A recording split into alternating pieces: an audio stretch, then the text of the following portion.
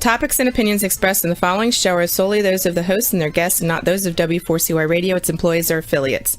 We make no recommendations or endorsements for radio show programs, services, or products mentioned on air or on our web. No liability, explicit or implied, shall be extended to W4CY Radio or its employees or affiliates. Any questions or comments should be directed to those show hosts. Thank you for choosing W4CY Radio.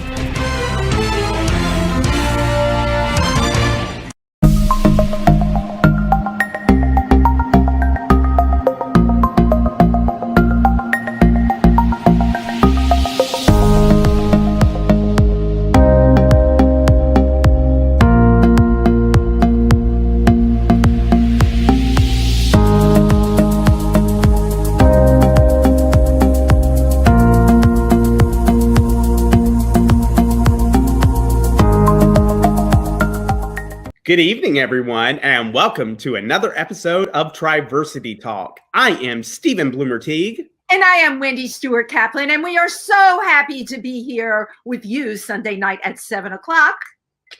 Absolutely. We love it here. It's not as fun when I don't get to sit next to my Wendy, but I do get a nice Christmas tree. And I like we're together, right? We're festive. I know. We got our Christmas lights on. We do what we can. But, you know, we're here on the YouTubes and the Facebook. So if you're here with us, why don't you give us a like, a subscribe, a thumbs up, or anything you can do to help promote this video and promote us, because that allows us to reach out even further. And I cannot wait to reach out about our next guest. I am so excited about our next guest. But before we announce this amazing woman, we have a couple of announcements to make ourselves. All righty. Well, yes. Of course, one of our biggies is this week on Friday, December the 18th at 7 p.m. We are having a TriVersity holiday hurrah. This will be fun too. You know, it's not the hurrah we normally have. You know, normally every year we do like a holiday dinner and what do you do? Virtual hurrah. You know, we're grateful to have our virtual hurrahs this year. Now, if you'd like to come, we need a little email from you sent to right here, Stephen Teague at TriVersityCenter.org. But you can also info@TriVersityCenter.org. Cool. If you're on Facebook, private message TriVersity. Any way you get in touch with me, I will see to it that you get that link and you can join us on Friday. We have lots of great entertainment. Miss Anita Lay, TriVersity's Got Talent finalist Cookie Dough, TriVersity's Got Talent winners Lives In and Eric Krieg, not to mention TriVersity Talk guests Ike Avelli and Jay McBride. How cool. Great. The TriVersity Talkers, Stephen Bloomer-Teague and Wendy Stewart Kaplan. Absolutely. I mean, the most important guests of all. Of course. So, don't forget to subscribe to our TriVersity channel. It's a matter of just smashing the button. And without further ado, I would like to welcome with open arms tonight, Cindy Stine. Welcome. Welcome, welcome. I love when that happens. It's like magic, Cindy. You just like, I love the way that happens. Yes, I believe in Oz. Yes. Thank you for being here tonight, Cindy. This is such a treat. I have, and Stephen, I know, shares this with me, so much respect and admiration for you. And I want to share with our audience, and I'm not going to date you, but 40 years of advocacy from this woman, which is just unbelievable. She talks the talk. She walks the walk. She is the real deal. Absolutely. And I'm going to build off of that for a little bit. You know, not only 40 years of advocacy, but TriVersity was founded in 2009, and Cindy has been there from the get-go. And not only was she on the board, she then became vice president, then president. Our organization would not be where it is today without her. I mean, Cindy, it really stunk because, you know, we were going to have prom, and this was going to be my opportunity to force you onto the stage and say thank you. And I didn't get my chance. I will next year. But in the meantime, if we are on a public platform, I do just want to say on behalf of TriVersity and myself, thank you so much for all you've done for us. Yeah, thank you so much, Cindy. And in a way, we did. We've got you on the stage tonight. Isn't that true? Yes. Before we continue, I want to say that, you know, when we started, TriVersity, the Upper Delaware GLBT, it was a big labor of love. And now that I see it, I my hat's off. Congratulations, Stephen. I am so proud of what you have done this year. 2020 has been crazy for all of us. And where you have taken this as the executive director, I am so very proud of you. And thank you for keeping our mission and what we envisioned, what we wanted. And so, thank you, Wendy, thank you. And thank everybody on the board, because you kept it going and with such class. So thank you. I like that. Thank you. Thank you, Cindy, really. So take us to the very beginning. Take us to where it all started for Cindy Stine.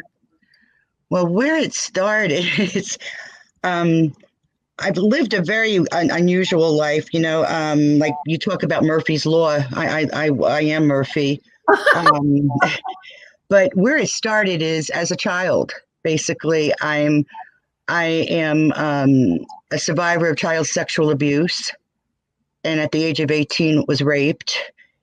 And I say that calmly because I've worked so hard on my issues for so many years. But as a child, there was no such thing as a crisis center. There was no such thing as anybody talking about anything like this. Nobody ever talked about it. So I made a promise to that little girl that one day I will be her advocate. But I didn't know the name advocate, but I knew that one day I would be her voice. And I got that opportunity years later. So that's where it all began, to know that you can never look the other way. And I would never look the other way. When someone calls for help or I see injustice, you have to say something. You can't walk away. You can't look the other way. You can't make excuses. And I did that my whole life. And I lost a lot of friends and I gained a lot of friends, because that's who I am. And I really, again, it took me a long time to use my voice. I was super shy, believe it or not, really shy, to the point where I used to get sick to my stomach wanting to, go out and talk. I grew up in a very close-knit family with my sisters and my mom and my aunt and my grandma. And we used to perform all over the place. We had a singing group. I never knew that about you. That's great. Yeah, we had a singing group. And, we just, again, I'm the youngest out of all of them. And I was the one that always fought the most. When I saw something, I would stop and say something. And my, family, like, come on, you gotta go. You can't say that. But I can say that. Exactly. Exactly. So that's where, again, as a child, seeing that and not having a voice, I didn't understand what that meant, but that's where I went with it. And so as I got older, I worked for a corporation, and I worked in the city, and I worked for 23 years there. Wow. And I was a financial analyst. But before that, in the 80s, was very involved in the AIDS movement, when AIDS came out. And so many of my friends, as Wendy, I hear you talk about it, and I say that's my life. I'm with the same so much.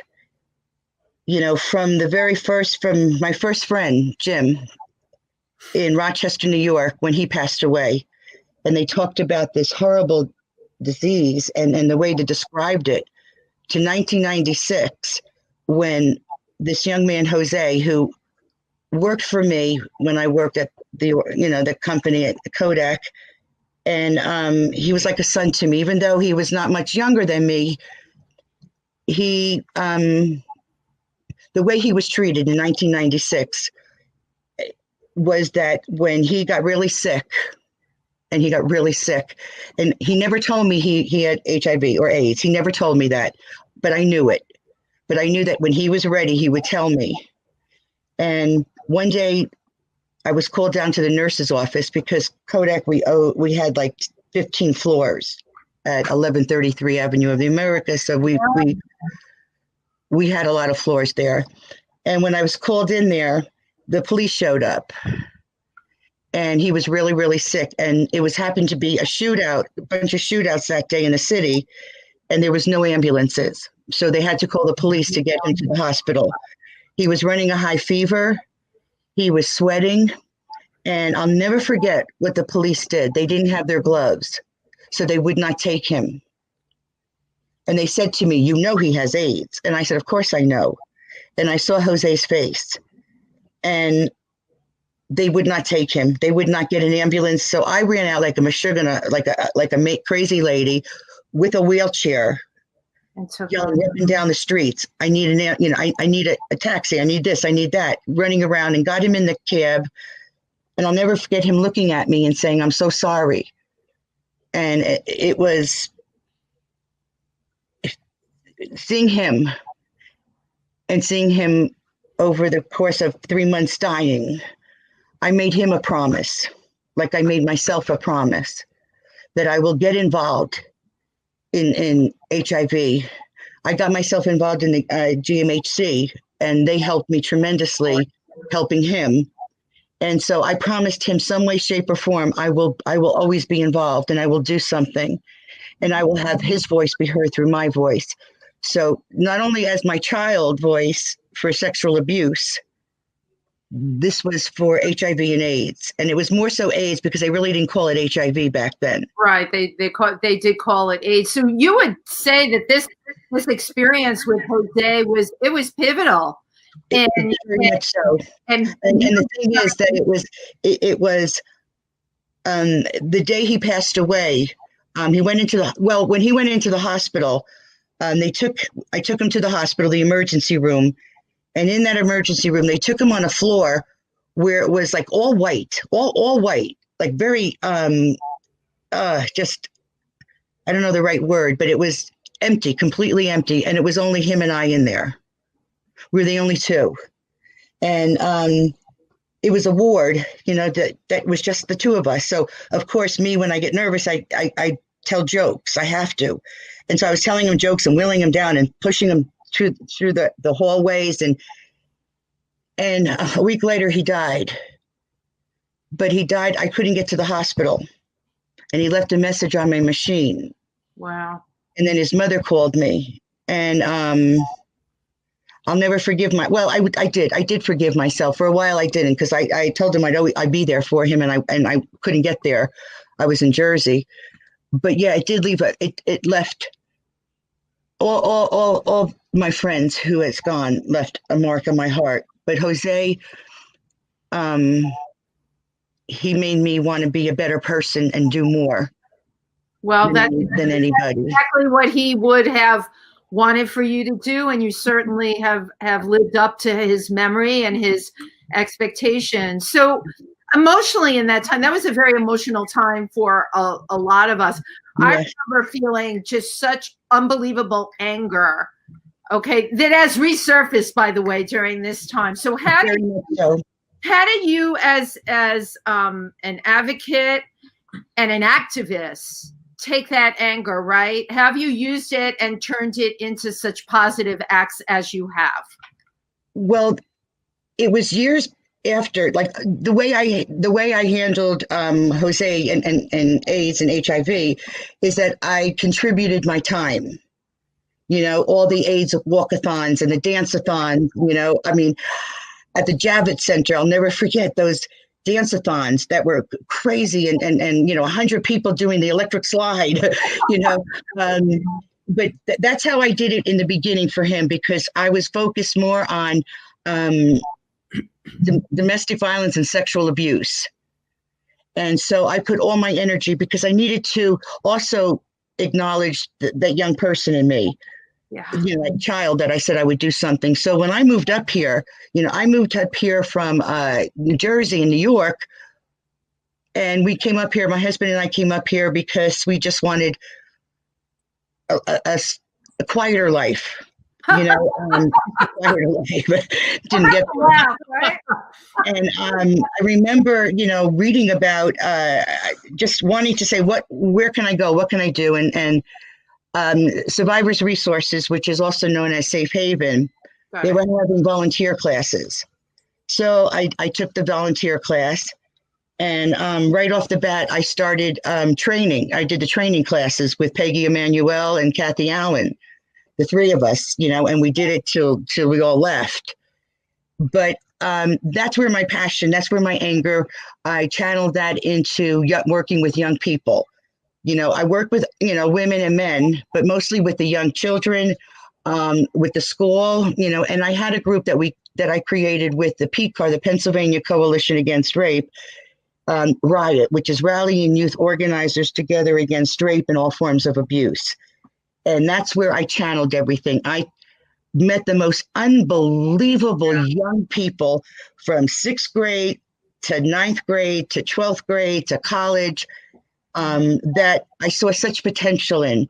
And I took these young people and some young ones that were survivors, some just wanted to make a difference, from all different walks. And we did sociodramas, and sociodrama is interactive theater, where we started small and we ended up doing all over the place, and educated so many and helped change laws with legislators. It was a wonderful tool.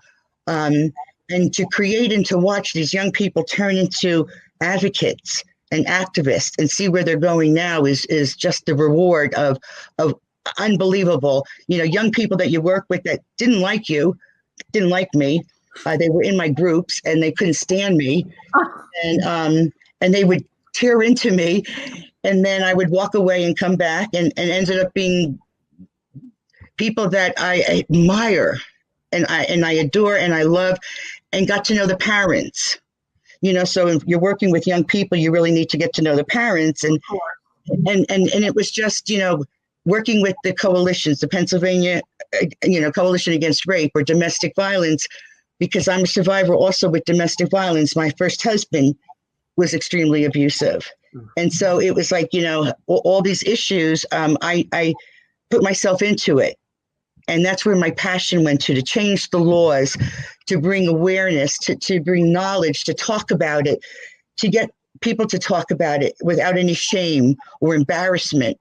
And then during this whole thing, worked with the Rainbow Youth. There was a group, the Rainbow Youth, with the LGBT. And we started small with that. It was a small group that we did in Monroe and Pike County. And that's where I met Patty. Well, actually, I met Patty before and then introduced Patty to Rainbow Youth. Patty, who was the mother of started Delaware GLBT, right? And so Rainbow Youth, we used to do support groups together. We used to do groups together, and we used to use any room that we could find. Any room. We used a closet. And we'd go in the closet, a bigger closet, but we would have 2 or 3 young people. And that's where we would sit and play games and talk and do all these things. And then there's 4 of us. You brought up something I wanted to ask you about, the young people initially, because this is something that needs to get out there just in the world. They initially rejected you. How did you keep going to get their acceptance? How did you use the sociodramas? When I came on board the Upper Delaware GLBT, I know sociodrama was a very big thing. Can you elaborate on what sociodrama did and how you used that to gain the trust of the kids? Oh, sure. The ones that were in my group, we had groups at school, and that, one of my dearest friends, Louisa Weinstein, who passed away. A year ago, a few days ago, who was just my partner in crime. We did groups at school. And so we got to know a lot of the young kids. For me, when I did my first group, it was called Anger Management. And this young person thought I was going in for healthy relationships. So I'm talking about anger management. She ripped me up and down and told me off. And I went back to the office. I said, I'm not doing this. And then I thought about it, and I thought, you always have to remember what it was like being a young person. As old as you get, you can't forget your roots. You can't forget how you felt at that time. And that's where I always go with. I always go with remembering what it felt like. So I'd go back and reintroduce myself until we start talking. And then we started building rapport and started talking. With sociodrama, when I walk into a classroom and I would do a mini sociodrama, you would get some of the students with the chewing of the gum and, she doesn't know anything, she's old and blah, blah, blah. And those are the ones I love, because those are the challenge, because they're hiding something or they're angry at something. And so you start talking to them. And then when they start to hear the story. Sociodrama is interactive theater. Yeah. It's creating a story. It's, you don't ever tell your story, but it's creating a bunch of stories about real life, and you talk to the audience, and it's a play, like a play with the audience being part of the play. You bring it, as me as a facilitator, I would bring them into the the audience into the characters. They would become a character, and then what it shows is young people and older people would see it through the eyes of the victim, through the eyes of the survivor, and they wouldn't. And if they were a survivor, and if they were a victim, it wasn't where it was threatening that they have to share their story. They could live with it and ask questions, but they don't have to identify anything. We did one in at Sussex County on LGBT, and it was the most powerful one that we've ever done before. And it was about a young girl, Jenny, coming out to her friends. And it was really true to life. And I had, the group that we work a lot together, because you have to work together, because there's times when something's going to trigger somebody. You have to say, okay, if something's triggering you, you have to notice that body language, and then you have to jump in and do something different. There's all different tricks. Did you ever have an experience like that where you were doing one of these sociodramas and one of the kids just completely flipped out? I mean, this is digging down real deep. Well, right, because we have a check-in, a check-out. Got it. You have to check in, you have to check out, and that's decompressing. You need to do that. But in the middle, if they did it in the middle, we always had somebody in the back that would be able to counsel them or take care of them. And the way I would get them off the stage is either, and most of the time gently, but making it part of the scene and saying, you know what, I had enough of you. Just get out of here now, and they could walk off. If somebody's phone went off, you make it part of the play as well, because teens don't want to shut their phones off. But but this particular one was about the bully, and how this young lady was bullied, and how she didn't come out to her family, but the school called up and told her mother and father. And when her father found out, he went crazy on her, but he went crazy on the mother, and to show that there was domestic violence in the household too. So it's educating guidance counselors is like, if a student is telling you they're not out, that's not your job to out them. So that's what the whole storyline was. And it was so effective that the audience stood up, every single one stood up and went into line to tell off the bullies. And it was their opportunity, because they never got that opportunity to do that. And so it's so powerful. It's like we have something called thoughts in the head, and thoughts in the head is like, you bring up people on stage and you say, you're the character now. What do you think is going on in their mind? And they go around in a circle and they say all these things, and it's like, boom, boom, boom, boom, and then you yell, and then, stop. But it's so effective because it's you're seeing something through somebody else's lens. Yes. And then this older woman who had to be around 80 something years old, she came on the stage and she asked if we would do her story. She was domestic violence and she wanted her story. But these are the ways that we contribute. These are the ways that RYOT went really. We got so many different awards. We got so many different places that we went to, performed in Washington. And one of the best places is the Library of Congress. The Library of Congress. You guys performed in the Library of Congress. That room. And mind you, this furniture is very, very old. Yeah. And we were dying because we were rearranging it. Like I went and talked to somebody, and then when I came back, the teens all rearranged. Oh my God. The beauty of teens. Where's furniture? But it was unbelievable. And that was for victims' rights. And that was to show, for sexual assault, if you're not ready to, it was like when you weren't ready to report it, but you wanted a protection from abuse, you couldn't get it until you got it reported. And victims aren't ready until they're ready. So that was showing the legislators that you have to wait till the victim is ready. We even had their district attorney doing a sociodrama with him, showing how it feels to be interviewed. So we went all over the place. We did mother groups and everything. So Cindy, sociodrama, that was very much a pioneering on your end. Where did you come up with that idea? Well, when we first started RYOT, PCAR, the Pennsylvania Coalition Against Rape, we had three facilitators, two from Monroe, one from Washington, D.C., and myself. And they wanted to do a training for us on sociodrama. So the ones that trained us is actually the one that trained us, Dr. Tedesco.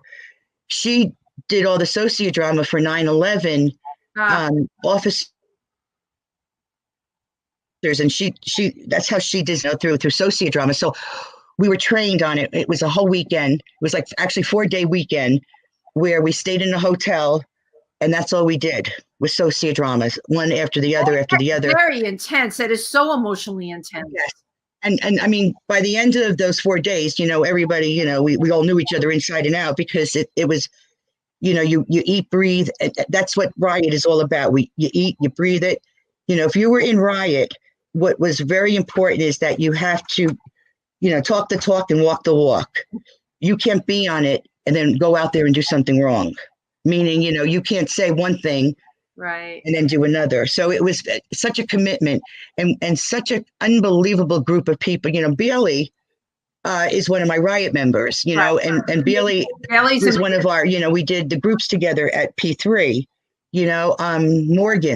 Morgan, is another one of my RYOT members. So I was going to say, I know you're still in touch with all of them. That's really a credit to you. And such incredible people. I mean, Bailey, when we were the Upper Delaware GLBT, she was in charge of the kids. When we did Pride, Bailey, held everybody together. She made sure everybody was accountable. She was unbelievable. She was way old beyond her years. We did one for the school for the Harrisburg. I forgot the name of the production, but it was only 900 people we were going to do it in front of. So only so I had to tell everybody, listen, if you don't want to do it, you got to let me know. Oh, really? One girl who couldn't talk in front of one person, let alone 900, she said she was going to try, and she would get sick before every performance, and we took the school bus to Harrisburg, and there was all teachers and it was teachers, principals, lawyers, police officers, everybody. And we did a major sociodrama, and it was unbelievable. The young lady that couldn't talk, couldn't shut up. Isn't that amazing? Really very empowering for them as well. Incredible. So many times when we performed, the audience after the show would track down the students to talk to them because they learned so much from the students. Parents, we did a lot of parent programs because it was, how do I talk to my teen? What better way talking to your teen than to a teen? So it was really wonderful. And they just, it was just a wonderful, just everything about it was wonderful. Cindy, how do you deal with parents? You've dealt with so many teens. How do you deal with parents that are just resistant to what you're trying to bring to the party? Parents that you're trying to get to listen to what you have to say? Getting them involved, as uncomfortable as it may be, getting them involved, talking to them constantly and letting them know that, I'm their friend as well. But my first allegiance is to, that if they got them in contact with me, please don't ask me for anything, make sort of setting boundaries. You have to set boundaries, big time, because you want the trust of the parent and you want the trust of the young person, so get them involved, get them to come to the performances, let them see what they're doing, and let them see the audience and how the reaction is. We did a performance on victims' rights, and our RYOT members got up there, and Michelle Z. Of course, there and with Lexi and with another person, and they got up and they sang.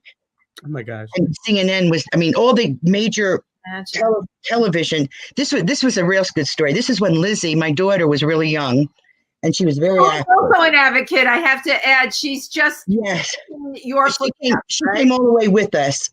She came with us everywhere. So what happened was, she was young, and my husband was with me, and he had to keep an eye on her because we were on stage, all of us, with signs and like signs and everything, because we were fighting for victims' rights. And so we were all there, and Lizzie came on stage with us, which was good. And all of a sudden she starts to walk. Now she was 7 years old, and she starts to walk around on the stage.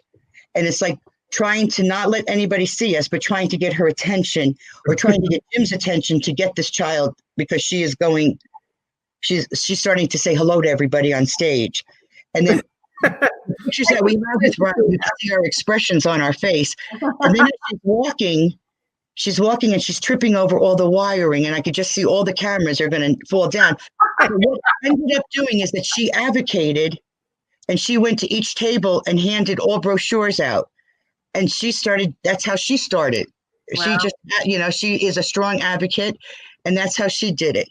And that day we actually did a sociodrama for young kids that have been in detention homes. Wow. And that was the first time they allowed an adult, me, in a room. They usually let only young people in the room. So RYOT touched upon everything.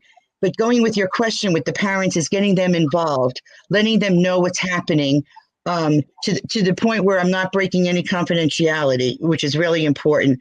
If somebody said to me, I would want you to see my child, I always made sure that they knew that don't ask me. But if something you should know. So that was the building the trust. When Jim was in the hospital one time, I was in the hospital in the emergency room with him, and a woman came in, and I sort of recognized her, but I didn't say anything. And she kept on coming in and looking at me. And she finally said, you worked at the school, right? And I said, yes. She said, Miss Stine, right? And I said, yes. She said, thank you. And I said, you're welcome. Her son was so bullied in school. He came out in, it was 8th grade. I think it was 8th grade, 7th grade he came out, and he was tormented. And the school really didn't do anything about it. And when I said to him, well, we're going to do something about it, he said, no, Miss Stine, it's okay. I'm used to it.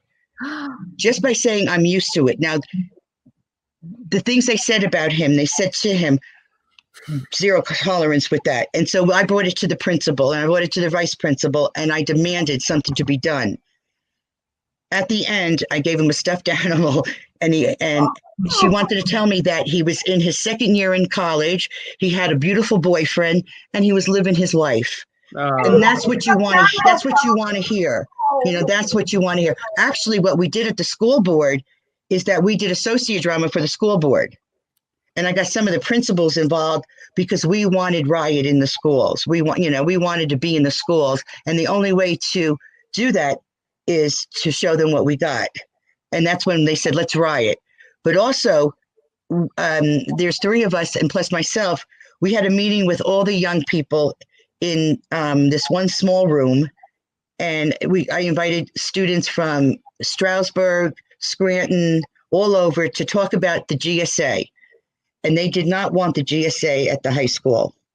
And Mr. Burns, who was the GSA instructor, who, Stephen, you would just adore him. Oh, yeah. He was wonderful. And the 4 of us put together a presentation to the superintendent to have a GSA. And it was a wonderful presentation. And after we did it, the students did it. And that's where we got the first GSA into that school. And some of our RYOT members were the facilitators. And we all went in there. I got Sean Stroop, made sure that he was part of it and tell the history, and it really was, when you use your voice, when you use what you have and your influence on, even if it's a tiny bit of influence, and you push it and you teach others how to use their voice. So Cindy, is sociodrama still relevant today? Big time.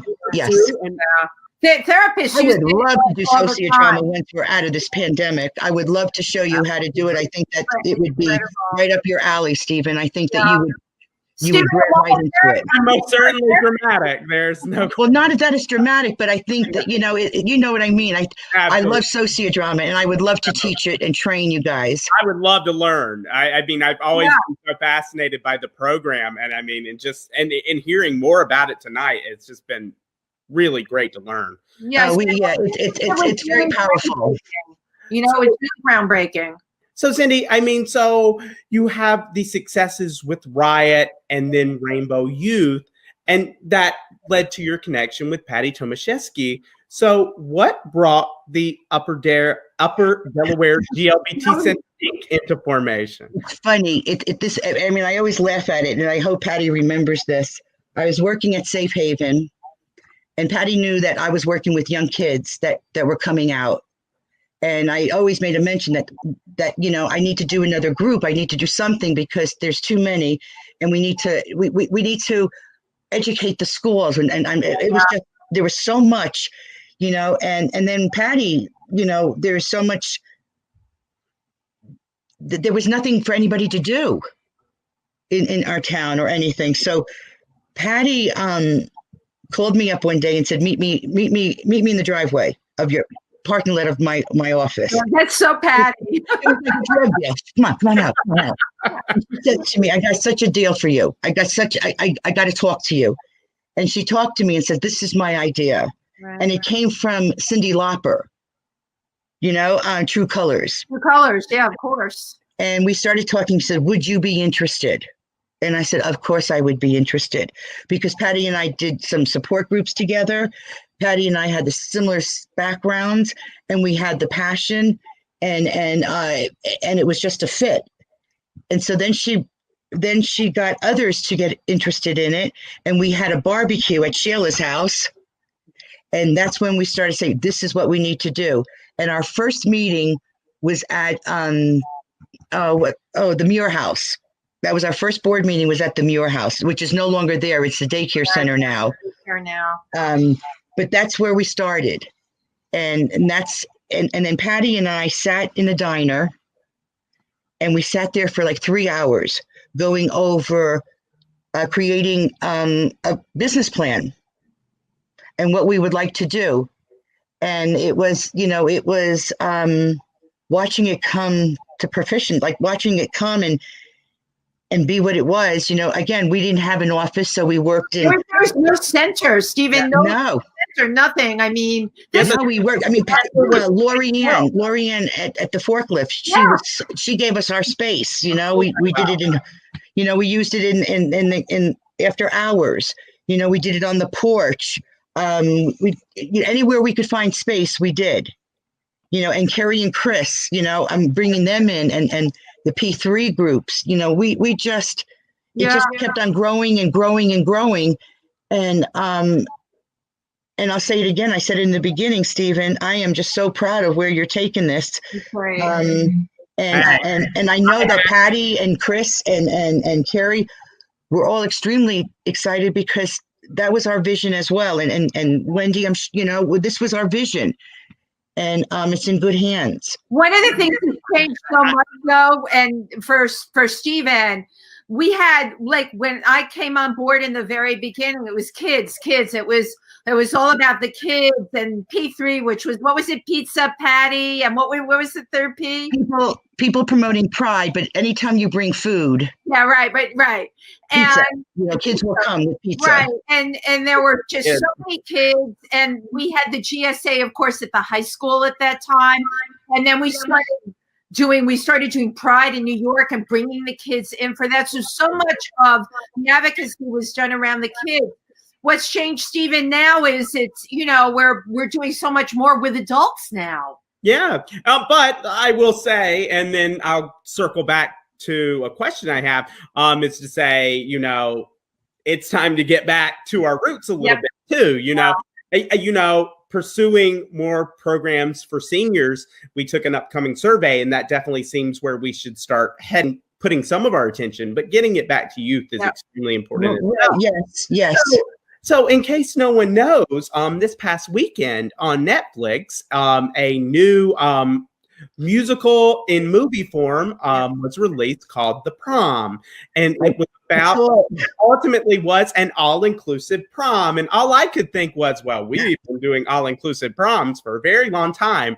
So Cindy, tell us more about how The Prom for All Ages came about. Well, it was one day, Patty talked about she wanted a prom that included everybody, all inclusive.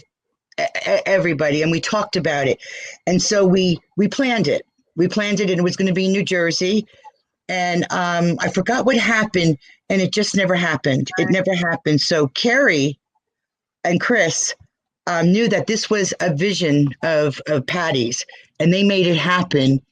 8 years ago, was it? 8 years ago? Yeah, that was our first prom. Was eight years ago, and it was unbelievable. It was the most unbelievable feeling in the world. Like, there's some things that have changed my life, and that's one of them, to the point where when we went in there and you saw people dressed to die for, dressed in jeans.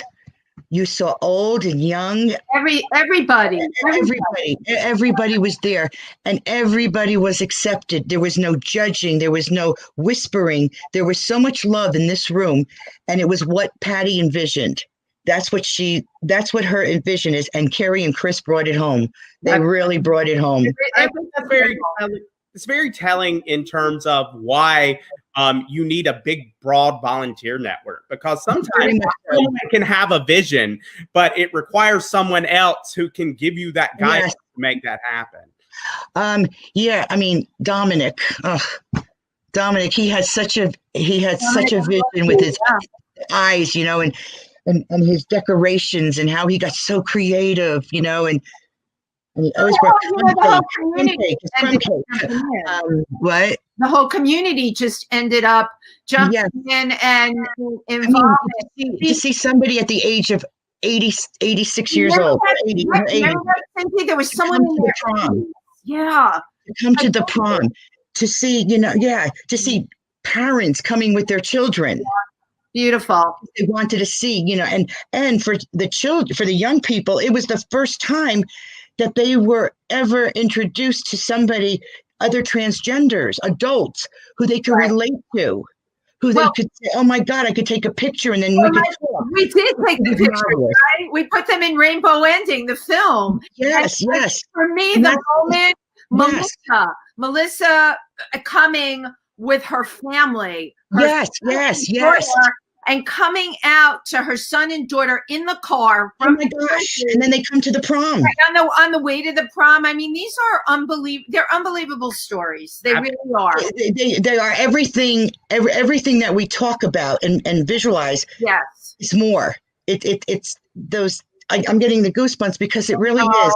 It was magnificent, and if you didn't get emotional, you look at it and you look around, and it was just the most beautiful thing to see everybody up there dancing, everybody dancing with each other. It was just a beautiful event. And that's what the prom, so we had the prom way before they're talking about the prom. Mm-hmm. And we even tried to bring, Ellen, that young boy to prom. Remember, we did all these videos, and Alan had to, shoot us with all these videos, and we never got chosen, but doesn't matter. We had fun anyhow. We had a great time. So I think my memories of the prom is in rooms in with Alan shooting somebody, with their interview. Right. And me holding the lights, and then, it's like listening to the music, and he goes, no, you can't go anywhere. You got to listen, but the way he allowed, the interviews, and it was so empowering. It is. And we have, thank God, we have a historical. It's great, Stephen, that you brought up prom being on Netflix, because we were groundbreaking. And in Rainbow Ending, we do have a historical record. It's important to have these archives. So let's talk about it. People might not know. What is Rainbow Ending? So Rainbow Ending, and thank you, Cindy Stine produced the film Rainbow Ending. It was, again, a dream of Patty's, and we had started recording our events. We started recording our picnic, Pride, the prom, and getting people to talk about what this meant to them. And then ultimately putting it into a film called Rainbow Ending, which beautifully combined both the visuals and the stills. And, the big coup for all of us was getting it chosen by the Chelsea Film Festival in New York. And that was incredible. But one of the best things for me was, like, our people coming. They schlepped into New York to see the movie, and darn, Melissa Laboni, who we used her picture to advertise the film, she went into the wrong theater the day of the. I remember reading about that, but that's a mess. Oh my God. It was so crazy, and she missed. I said, you missed your own screening, but the fact of the matter is the film is out there. It exists. We want to get it out there more. It's our record. It's our history of TriVersity. Yes. And all of us, it's our gift to Milford. I'll never forget our first Pride Parade. Oh my God. I only watched it on TV. I was never, you were there. But I got the best seat because I always got the car, as the waiver. Cindy always got to do the Miss America way. Yes. And now I passed it on to Lizzie, who, she loves the organization, and that does me good. And then with all of that, working with the LGBTQ, working with, sexual assault and domestic violence, and my husband who had Parkinson's, working and starting a 501c3 for Parkinson's, the 5K, which I believe it was something like 60,000+ that we donated to the Michael J. Fox. Right. Getting involved and making a difference. If something, my philosophy is if you see something, you have to make the difference. You can't wait for someone else to. And that's what we did. We created profit center, nonprofits, 501c3s. That brings me to the Sero Project. Of course. Now the Sero Project, and I'm going to just read what our mission statement is because we've changed it and I didn't memorize it. I'm very sorry. Throw the website up. There we go. But it's Sero centers people living with HIV, leadership to end HIV criminalization, mass incarceration, racism, and social injustice by supporting inclusive people living with HIV networks to improve policy outcomes, advance human rights, and promote healing justice. And I am so friggin' proud of this organization and the work we do. And the way I got involved with this, and this is my promise to Jose, and how everything comes together, is that we invited Sean to the center to do a presentation on HIV criminalization. I thought I heard everything about HIV. I thought I knew, mostly everything that I should know. But he was talking about something called HIV criminalization, and I never heard of that. So it was Sean Strube, Robert Settle, and Rhonda, who is with the AIDS Law Center in Philadelphia, who did a presentation on it. Robert was criminalized and was in jail for 6 months for having consensual sex using a condom. That the person knew that, he was HIV positive, but it was a form of domestic violence. If you leave me, you're in trouble, and anyhow, it was my first introduction to this something called HIV criminalization. And then after the presentation, Robert, who lived in Louisiana, showed everybody his driver's license. And on his driver's license, right underneath his picture in big bold letters is sex offender. Oh. Now, if you met Robert, he is the most unbelievable, wonderful human being. And he was working in the courthouse and his life changed. And if you go on our website, there's a whole story of Robert. Very important. The world needs you, Cindy. You're going to be there for it. And I need the world. I need the world. And the world appreciates you, and we appreciate you. Yes. And we appreciate all of you for coming here and watching us every week, and watching this wonderful interview tonight. This will be our last show for a couple of weeks. 2 weeks. 2 weeks. Yes, please.